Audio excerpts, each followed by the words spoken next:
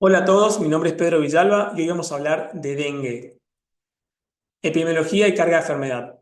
El dengue está caracterizado por ser producido por cuatro virus íntimamente relacionados, DEN 1, DEN 2, DEN 3 y DEN 4, también llamados serotipos, transmitida por el Aedes aegypti y el Aedes albopictus, también conocido como el tigre asiático. Produce crisis sanitaria y económica, por eso su relevancia y la importancia de hablar de esta patología. Es endémica en más de 130 países y 3 billones de personas conviven en áreas de transmisión vectorial. En las últimas 2 décadas han habido aumento de casos, con una incidencia anual de 100 a 400 millones de casos al año, de los cuales aproximadamente el 30% van a generar síntomas. Y la letalidad de un 10% en reportes de pacientes internados, pero con un diagnóstico oportuno, este desciende a menos del 1%. Una guardia médica, tenemos un paciente sin antecedentes de relevancia, en medio de un brote de dengue, consulta por síntomas generales, asociado a dolor abdominal, náuseas y vómitos. Tenemos acá la presencia de signos de alarma, diarrea y mialgias. Entonces, este paciente solamente fue tratado con analgésico, protector gástrico y pauta de alarma. No se le dio relevancia a la hidratación. Sí, recordar que en la etapa febril estos síntomas son claves de enseñar a los pacientes cuándo consultar y cuándo observarse los signos de alarmas de deshidratación. En los últimos años que ha pasado en las Américas, en este reporte de la revista chilena de infectología, podemos ver que ha tenido picos que se han mantenido, pero en los últimos 2 años ha mantenido una relevancia muy importante el aumento de casos. Durante el 2023 y 2024 hemos vivido el mayor brote de dengue en las Américas. ¿A qué se debe esta expansión global? A la localización habitacional desorganizada, a la migración de personas, a la falta de agua de origen potable, al cese de los programas de control vectorial, a los sistemas de salud colapsados, al aumento de la temperatura global, a las migraciones, a la pobreza y también a la expansión vectorial. Sabemos que el aumento de la temperatura global aumenta por cada grado centígrado un 13% de probabilidad de transmisión de dengue. Desde 1950 hasta 2010, la transmisión del virus dengue ha aumentado un 42.7%. Esto aumenta la transmisión en tiempo, intensidad y frecuencia. En el 2024 tuvimos más de 13 millones de casos sospechosos, más del 50% confirmados, con 0.17 casos severos con una letalidad del 0.63%. Y este año tenemos en las Américas casi medio millón de casos confirmados para un total de 1.384.000 casos sospechosos. Llama la atención acá que la confirmación de casos ha descendido. Es importantísimo que el síndrome febril en zonas de circulación de otros arbovirus se detecte cuál es el que está ocasionando enfermedad. Dengue grave un 0,11%, un descenso leve, y la letalidad también con un descenso leve. Y en los últimos años podemos ver el comparativo de este año en línea roja, el histórico en línea amarilla y los casos en 2024. Como podrán ver, el 2024 fue un año explosivo de dengue. Si lo comparamos este año con el año pasado, hay un descenso del 62% a esta altura del año, pero con el promedio anual de los últimos 5 años, todavía la casuística sigue siendo alta, mayor a un 9%. ¿Y es homogénea esta casuística en las Américas? No. Podemos ver que el gran porcentaje está relacionado con Brasil, seguido por Paraguay, Ecuador y Colombia. También tenemos la no circulación de virus dengue en Chile y Uruguay. Y tenemos también algunos países donde hay circulación de los 4 serotipos, como Brasil, Costa Rica, El Salvador, México y Panamá. En Argentina tenemos la circulación de DEN 1, DEN 2 y DEN 3 en este momento. Ahora vamos a ver con qué frecuencia.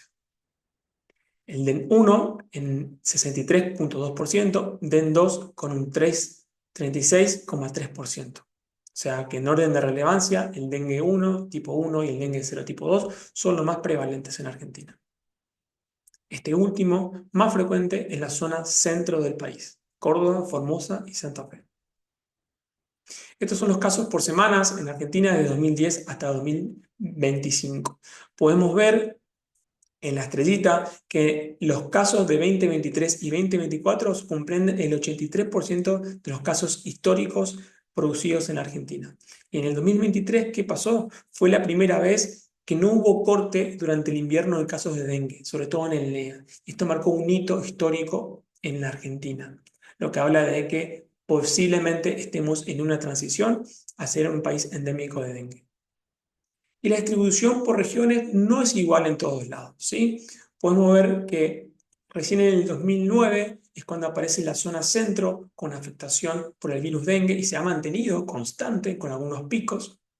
Incluso en el 2024 más del 50% de los casos se produjeron en la región céntrica.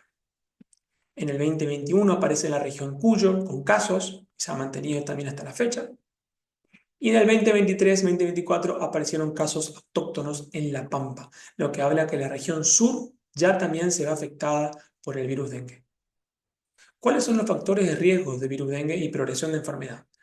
La edad, mayor en adultos, jóvenes, los niños sobre todo, mujeres, la diabetes, embarazadas, hipertensión, enfermedad renal crónica, enfermedad cardiovascular. La presencia de síntomas de alarma como vómitos, dolor abdominal, que nuestro paciente presentaba recién en la casuística, sangrado y la presencia de derrame de serosas, que hablamos de pleura y ascitis. Parámetros de laboratorio, plaquetas transaminasas, albúmina sérica y una segunda infección se ha asociado también a un proceso de optimización que facilita la entrada del virus y una respuesta inmune que genera mayor gravedad en los casos de segunda infección. También el dengue tipo 2 ha estado asociado a casos más graves, sobre todo en niños. Nuestro paciente consulta de vuelta. Han pasado unos días ya con tos, atentis, tos, debilidad, falta de aire, dolor torácico y expectoración con sangre. ¿Qué pasó en la guardia? Esto es un caso real. Pautas de alarma y tratamiento sintomático. Probablemente nuestro paciente se encontraba en esta parte, ¿sí? En la fase crítica. Después de la fase febril, empieza la fase crítica, donde hay extravasación de plasma hacia las serosas. Otros factores en Latinoamérica también encontraban el 18%, riesgo social. Sabemos que la pobreza y el difícil acceso al sistema de salud dificulta la respuesta a los pacientes, el hematocrito elevado, el censo de plaquetas, la letargia, el sistema nervioso central es muy importante, la presencia de hepatomegalia por acumulación de líquidos, el derrame pleural de vuelta, la citis de vuelta, el segundo episodio como evento facilitador de formas graves, como dijimos recién, la potenciación dependiente de anticuerpos. Es decir, tenemos anticuerpos que no son neutralizantes y esto hace de que facilite la llegada de monocitos, linfocitos y faciliten la entrada asociada al factor de complemento gamma. Y en estudios en Brasil, sobre todo por la gran presencia de Zika, podría haber un factor protector. ¿Cuáles son las manifestaciones respiratorias? Son amplias en el rango de síntomas, pueden ir de síntomas leves hasta un síndrome de estrés o dificultad respiratoria aguda, edema pulmonar no cardiogénico, incluso neumonitis. Las complicaciones van a estar dependientes de qué? De las comorbilidades, de la hidratación, el estado nutricional y si la enfermedad progresa o no a enfermedad severa. Recordemos que el dengue es una de las patologías con mucha más dificultad para predecir esta evolución. Generalmente se presentan en el periodo de mayor permeabilidad vascular, como dijimos, cuando empieza a ceder la fiebre, y se presenta como derrame pleural. El derrame pleural frecuentemente es derecho, acompañado de ascitis, el líquido de contenido seroso por el bajo contenido de proteínas. La radiografía de tórax y la ecografía detectan y pueden llegar a cuantificar el líquido. Una pequeña cantidad de líquido a nivel de la pleura puede ser normal. Los casos graves muchas veces requieren hidratación y esta expansión es la que complica y lleva a una dificultad respiratoria. Y hay que tener algo en cuenta, los síntomas respiratorios superiores, como tos, pueden ocurrir durante la fase febril, sobre todo en niños, y son más frecuentes que los síntomas gastrointestinales. ¿Y por qué se debe la tos y la disnea? Por irritación del parénquima pulmonar. Nuestro paciente tenía esto, recuerdo. Puede ser secundario de derrame pleural, hemorragia pulmonar, distrés respiratorio o shock. Y la presencia de hemoptisis, que puede estar relacionada a la fuga capilar severa, debido al sangrado de mucosas o daño del tracto respiratorio alto directamente producido por el virus. Como dijimos recién, el derrame pleural más frecuente del lado derecho, pero es bilateral, pueden haber consolidaciones y opacificaciones en vidrio esmerilado. Acá a la derecha podemos ver las gran manifestaciones de síntomas en el dengue. Este es uno de los metaanálisis más importantes que rescata 64 artículos que tratan de buscar la mayor casuística de síntomas respiratorios. Con una N de pacientes de más de 19.000 pacientes, 7.6 de ellos presentaban síntomas respiratorios.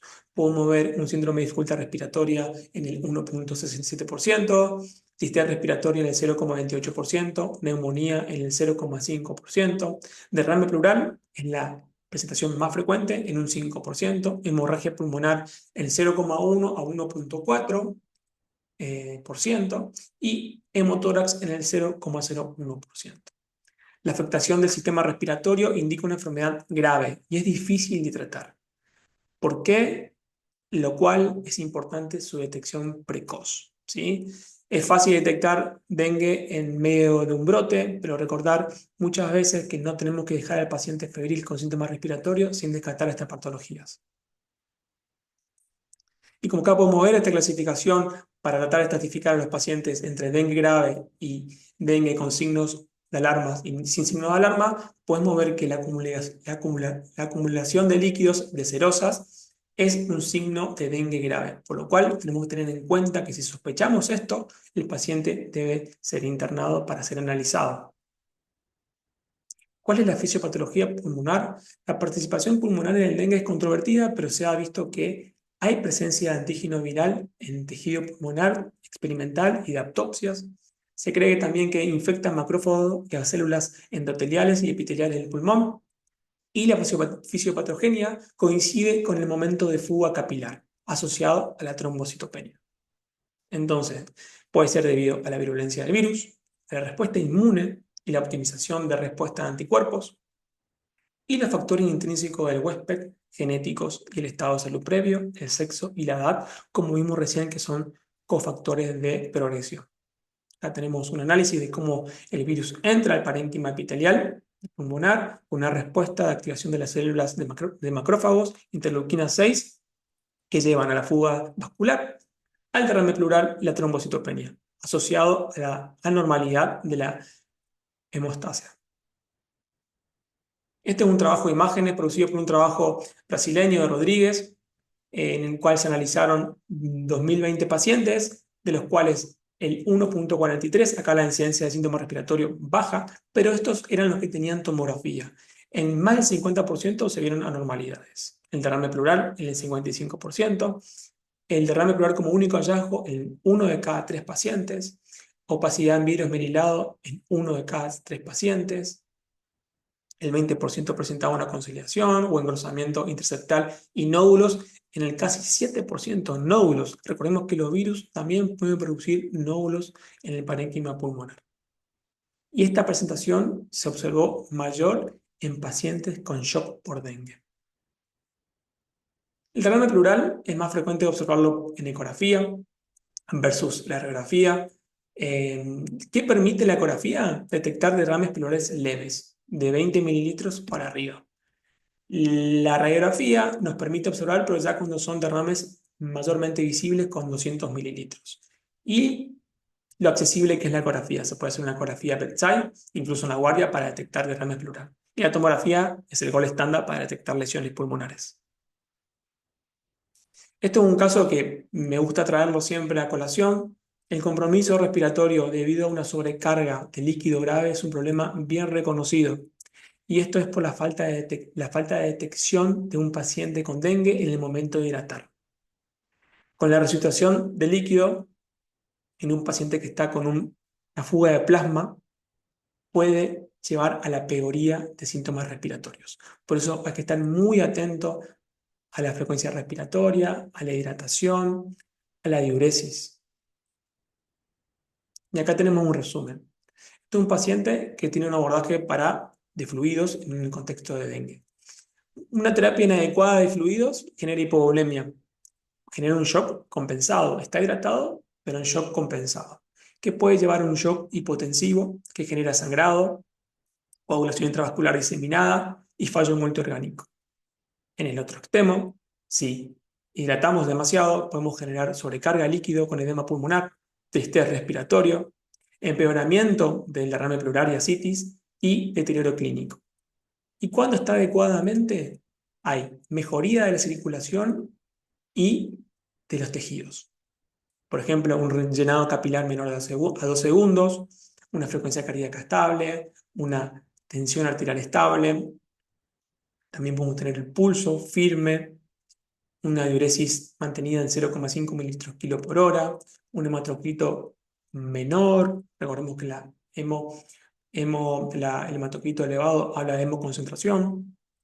Y también mejoría del medio interno. Este paciente hace su tercera consulta: dolor abdominal, disnea, epistaxis, mareo y hemoptisis. El examen físico ya estaba taquipnéico, con presencia de estrías de sangre por orina, y se decide su internación. El síndrome de de dificultad respiratoria aguda está caracterizado por el distrés respiratorio, la hipoxemia severa, los infiltrados radiográficos difusos y la disminución del compliance pulmonar. Es una presentación inusual, fatal en dengue grave. Recordemos que ya esto se produce cuando el paciente está en shock no tratado. Es secundario al aumento de la permeabilidad de la membrana alveolo capilar, con edema intersticial y alveolar, que lleva a la disfunción pulmonar. También tenemos al edema pulmonar no cardiogénico, que es la complicación más frecuente en la reposición de líquidos en pacientes con dengue y pérdida de plasma grave. En lugares endémicos, en zonas endémicas, el síndrome de shock por dengue es la tercera causa de síndrome de dificultad respiratoria aguda. Hay que tenerlo en cuenta, hay que sospecharlo siempre. En epidemia, la fiebre por dengue debe evaluarse en síndrome de distrés. ¿Cuál es la mortalidad de algunas casuísticas de la presentación del síndrome de distrés de respiratorio agudo? Un 72,7%. Y en pediatría llega a un 61%. También tenemos la hemorragia alveolar difusa, que es la asociación de hemoptisis, nuevos infiltrados pulmonares y anemia. Es un síndrome que da hemorragias difusas en la porción acinar del pulmón. Es un evento muy poco reportado. Puede verse también en inmunocompetentes, y en el diagnóstico diferencial, no olvidarnos de otras enfermedades infecciosas: influenza, leptospirosis, malaria, infecciones por Staphylococcus aureus y la infección por el virus SARS-CoV-2. Y acá hay un dato relevante: el 40% de los casos puede presentarse sin hemoptisis, así que no hay que esperar la hemoptisis para sospecharla. Y es infrecuente en dengue, como dijimos previamente. ¿Cuál es el tratamiento de los síntomas respiratorios? No hay un tratamiento específico para el dengue, entonces tampoco va a haber algo específico para la parte pulmonar, pero sí podemos controlar. Importante controlar ingresos y egresos de fluidos. Tratamiento de sostén. El derrame pleural suele ser autolimitados. En los hemotórax severo puede indicarse muchas veces el drenaje quirúrgico. Los pacientes que ingresan a terapia intensiva, mantener adecuadamente los trastornos del equilibrio de ácido-base, mejorar la alteración de la gasometría. También un monitoreo agresivo de la saturación de oxígeno. Oxígeno con alto flujo en las primeras etapas puede ayudar a los pacientes con esfuerzo respiratorio comprometido. Y la intubación endotraqueal oportuna y asistencia ventilatoria en compromiso respiratorio grave son las sugerencias. Ahora vamos a hablar de las vacunas para el dengue. Las vacunas para el dengue están actualmente enfatizadas dentro de una estrategia de gestión integrada. ¿Qué quiere decir esto? De que se suma la vacunación a todas las estrategias previamente conocidas, ¿sí? Que son la epidemiología, el manejo integrado de vectores, el medio ambiente, la atención y estratificación de los pacientes de mayor riesgo, y laboratorio. Recordemos que el laboratorio con el diagnóstico nos ayuda a tener un diagnóstico temprano y hacer los cortes o intervenciones específicas para que esta enfermedad vectorial se disemine. Contamos en Argentina con la vacuna TAC-003 del laboratorio Takeda, también conocida como Qdenga, que es una vacuna recombinante tetravalente de virus vivos atenuados, basados en la columna vertebral del DEN2. Recordemos que el DEN2 es uno de los serotipos que se asocia a mayor gravedad o enfermedad grave que los otros serotipos. Está diseñada para provocar una respuesta inmune equilibrada a las proteínas estructurales y no estructurales, ¿sí? Acá podemos ver en el gráfico, ¿sí? Arriba en todo rojo se ve el dengue tipo 2 y podemos ver cómo se ensambla la proteína de membrana y de envoltura de los otros serotipos. Estas son las recomendaciones de la OMS del mayo de 2024. ¿A quién estaría destinada esta vacuna? ¿Sí? Está recomendada en niños de 6 a 16 años, en zonas de alta transmisión. Específicamente ahora vamos a ver por qué. De ser posible, debe iniciarse 1 o 2 años previos al pico de incidencia de casos. ¿Qué quiere decir esto? Que cada país, cada región sabe, si tiene sus datos epidemiológicos, cuáles son los picos de mayor incidencia. Ahora vamos a ver los nuestros en Argentina. Fomentar la vacunación en escuelas con calendarios nacionales. ¿Qué quiere decir esto? Agregar la oportunidad de vacunar cuando se vacunan los chicos en las escuelas. Y también tener en cuenta que el periodo de vacunación, para no perder la oportunidad, es amplio, es de 6 a 16 años. Entonces, todo ese periodo no perdamos la oportunidad de recuperar la posibilidad de vacunarnos. Se aplican 2 dosis separadas por 3 meses. Si hay un retraso en la segunda dosis, no es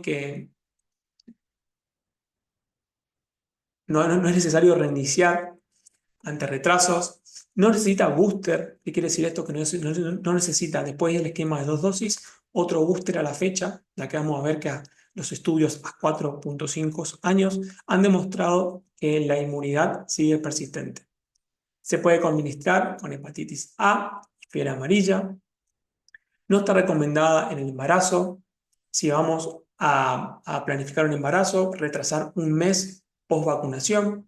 Está contraindicada en lactancia y en inmunodeficiencias primarias y secundarias y en personas con VIH sintomáticos.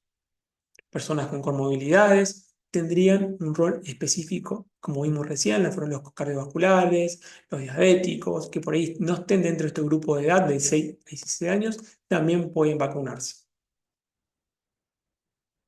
Los estudios iniciales, también conocidos como estudio TIDES, se realizó en zonas endémicas en niños de 4 a 16 años para evaluar la seguridad e inmunogenicidad en niños y adolescentes. Se eligieron países de América Latina y Asia. Argentina no participó porque no era considerado un país endémico. Y acá se vieron los datos de eficacia general de la vacuna. ¿Qué pasa en la población adulta? Se eligió a los Estados Unidos, una población de 18 a 60 años, para evaluar la eficacia de títulos neutralizantes contra el dengue. ¿Sí? Es importante saber que en las tasas de seropositividad fueron altas para ambas poblaciones en los estudios en los meses 4 y 9. Las tasas de seropositividad frente a los serotipos individuales, ¿qué quiere decir esto? Frente al DEN 1, DEN 2, DEN 3 y DEN 4, oscilaron entre 1,22 y 100%. Estos son los datos que lanzaron la vacuna después de la fase 3, que se analizaron a 12 meses y fue el primer corte para evaluar la prevención de dengue virológicamente confirmado, con una tasa global de 8,2%. Después, la eficacia vacunal, con una eficacia global de 73,3%, un 9,4% para evitar la hospitalización y un 85,9% para el dengue hemorrágico. Pero ¿qué pasa cuando los intercambiamos por serotipos? Podemos ver que la eficacia vacunal más alta se ve en el DEN 2, seguida por el DEN 1. ¿Sí? No pasa lo mismo con el DEN 3 y DEN 4.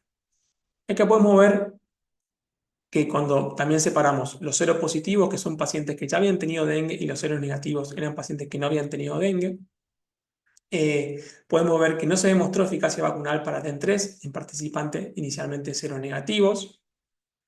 Y el análisis de eficacia vacunal para dengue 4 no pudo ser evaluado debido al reducido número de casos.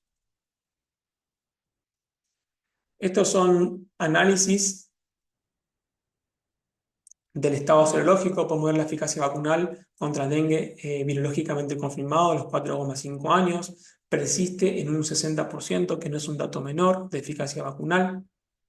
También tenemos la eficacia para hospitalización a los 4,5 años con un 84,1%. ¿Sí? Estos datos son importantes porque es una población muy grande de seguimiento a largo plazo para evaluar la eficacia de la vacuna.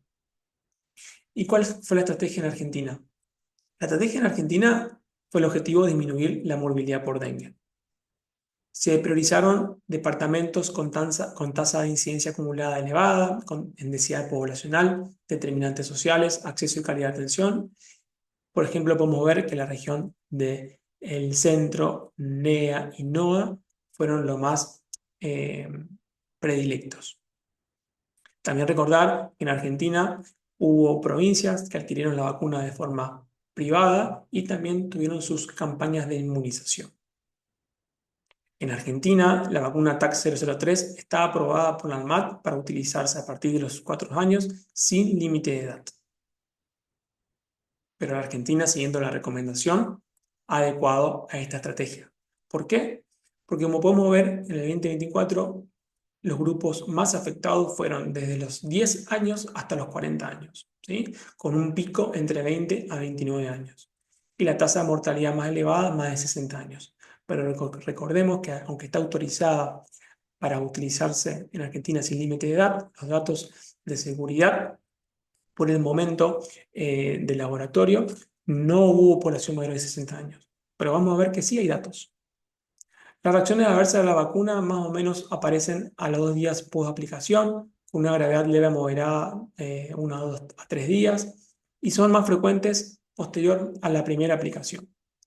Por ejemplo, las reacciones adversas fueron dolor en el sitio de inyección, el 50%, dolor de cabeza en el 35%, dolor muscular en el 31%, enrojecimiento en el sitio de aplicación, un 27%, malestar general, 24%, cansancio, 20%, fiebre, 11%. Estos son los datos conocidos de los reportes de los estudios pivotales, o sea que la población de 4 a 60 años. Las contraindicaciones, ya lo dijimos, hipersensibilidad, personas con inmunodeficiencias congénitas o adquirida, uso de corticoides. También tenemos la infección por VIH sintomática, embarazadas y lactancia materna. Existen reportes de Fundación Vacunar, un estudio de vigilancia pasiva. Pudieron ver la presencia de un exantema cutáneo, que son datos post-implementación de vacuna, post-comercialización, con una frecuencia de aparecer posterior al 7º día.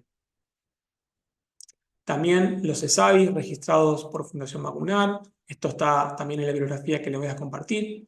De 111 ESAVI, 2 fueron graves, lo que habla un 1.8%. Estos datos fueron corregidos por la doctora Vanessa Castellano, que me facilitó esta diapositiva con una reacción anafiláctica. Podemos ver también que la población en Fundación Vacunar, hubo población de más de 60 años, y no hubo asociación significativa con las características de los efectos adversos atribuibles a vacunas entre los mayores de 60 años y los menores de 60 años. El momento de aparición de los efectos adversos en media fue de 7.2 días. Y en Brasil, que es una de las zonas donde más se ha aplicado esta vacuna también, recordemos, Brasil fue el primer país con implementación pública de la vacuna. Han tenido más de 2 millones de aplicaciones de vacunas, 442 reacciones de hipersensibilidad y anafilaxia, ¿sí? De estos, 63 casos, 18.4%, fueron relacionados a la vacuna, de los cuales 5 fueron shock anafilácticos. ¿Qué tenemos que tener en cuenta de esto? Que la incidencia a nivel de dosis aplicada es baja, pero que la media de casos de shock se presentó a los 23 minutos y casi el 40% se presentó a los 15 minutos. ¿Qué quiere decir esto? Que tenemos que tener una estrategia en nuestros vacunatorios de que los pacientes que se aplican la vacuna tienen que quedarse entre 15 a 30 minutos y siempre relatar si han tenido eventos previos de alergia a vacunas u a otros medicamentos. ¿Cuándo se alcanza la protección y cuánto dura? Con una sola dosis a los 14 días se conoce en la exploración que genera un 81% de anticuerpos protectores. Personas que tuvieron dengue, ¿cuándo nos vacunamos? Se recomienda que las personas que han tenido dengue deben esperar entre 3 a 6 meses para recibir la vacuna, la primera dosis. Para concluir, el control vectorial y la vigilancia epidemiológica son esenciales para el manejo del dengue. El dengue es una enfermedad con una alta carga y diseminación más allá de las zonas endémicas conocidas. Entonces tenemos que tenerla presente siempre, incluso en viajeros. La vacuna cumple un rol importantísimo en la estrategia de gestión integrada y los síntomas respiratorios deben ser considerados como signos de alarma. El screening inmunológico previo a la vacuna no es necesario. ¿Qué quiere decir esto? Que no es necesario saber si la persona previamente padeció dengue. Y que la estrategia vacunal debe focalizarse en grupos etarios más vulnerables y de mayor riesgo de morbilidad y mortalidad. Para concluir los datos de la vacuna, está aprobada de los 4 años a 60. Es una vacuna a virus vivo, requiere 2 dosis con 3 meses de intervalo, presenta contraindicaciones específicas y la vacuna TAC-003 demostró en general un 80.2% de eficacia frente a dengue virológicamente confirmado a los 12 meses, 90.4% de eficacia contra la hospitalización hasta los 18 meses y una eficacia hasta los 4,5 años frente a dengue virológicamente confirmado del 61%, que no es un dato menor. La persistencia inmunológica no es un dato menor. Y de hospitalizarse de un 84.1%. La seguridad post-comercialización presenta datos similares a los ensayos clínicos, con eventos de hipersensibilidad y anafilaxia que deben tenerse en cuenta. Espero que les haya parecido interesante esta presentación. Les mando un saludo muy grande.